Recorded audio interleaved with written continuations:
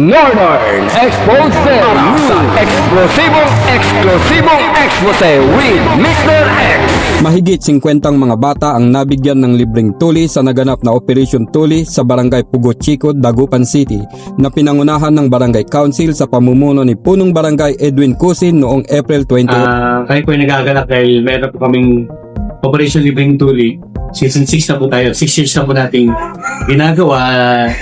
Bukal sa ating kalooban ng tumulong ng walang sawa sa ating constituents.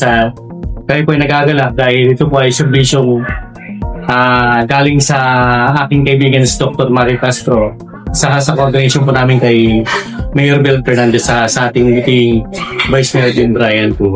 So total ngayon meron kaming almost 50 na pasyente na nag-undergo ngayon ng Operation Libreng Tuli. Layunin ng kapitan na mas mabigyan ng pansin ang health program sa Sa tingin po barangay. ninyo, ano po ang advantage ng pagpupuli?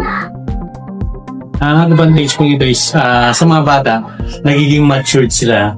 At the same time, ito ay nagbibigay ng magandang resistensya sa katawan ng bata. Maliban sa programang pangkalusugan, nais din ni Cusi na pagtuunan ng pansin ang programa para sa tingin mo, edukasyon. ano ang kahalagahan ng pagpupuli sa isang lalaki? Para maging Itong binata. nagpapatalang sa mga libreng kapuli. Ayon sa mga residente ng barangay, malaking tulong ang naisagawang Operation Tuli at malaking tipid na rin, lalo't dumadaan ang ating bansa sa krisis dahilan kung bakit lahat ng presyo ay tumataas. Sa inyong termino ngayong taon o sa susunod na taon, ano pa po yung pinaka main project na kailangan niyo pong matapos? Siguro yung sa mga bata, sa mga out of school youth, sana ma-encourage natin sila na bumalik sila sa kanilang pag-aaral. Hindi lang yung struktura na nakikita na, kundi yung relasyon natin sa mga taong ito. Kasi bilang punong barangay, gusto ko silang i-guide kung para marating nila yung gusto na sa buhay. Okay? Magkaroon ng intimate relationship sa mga batang ito, sa mga, lalo na sa mga kapuspalad, at least maramdaman nila na paglabas niya ng bahay, hindi lang wala na silang magulang, kundi paglabas niya ng bahay, ramdam pa rin nila na meron silang tatay, ama, kuya na pwede nilang yakapin at pwede nilang pagsabihan ng kanilang mga hinaing sa buhay.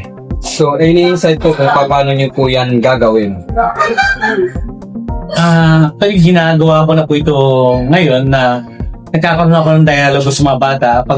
Lalo na pag may time po ako, nagkwekwentuhan po kami, nagme-merienda po kami para at least kumbaga, mas lalo itong mga batang ito, bumuo ang tiwala nila dun sa taong kausap na hindi lang nakikipag-usap dahil nasa politika, kundi nakikipag-usap dahil ito yung natural na Edwin Cusin. Para sa Balitang Expose, ako ang inyong Mr. X, RJ Komen, nagbabalita para sa Northern Expose sa eksplosibong expose with Mr. X.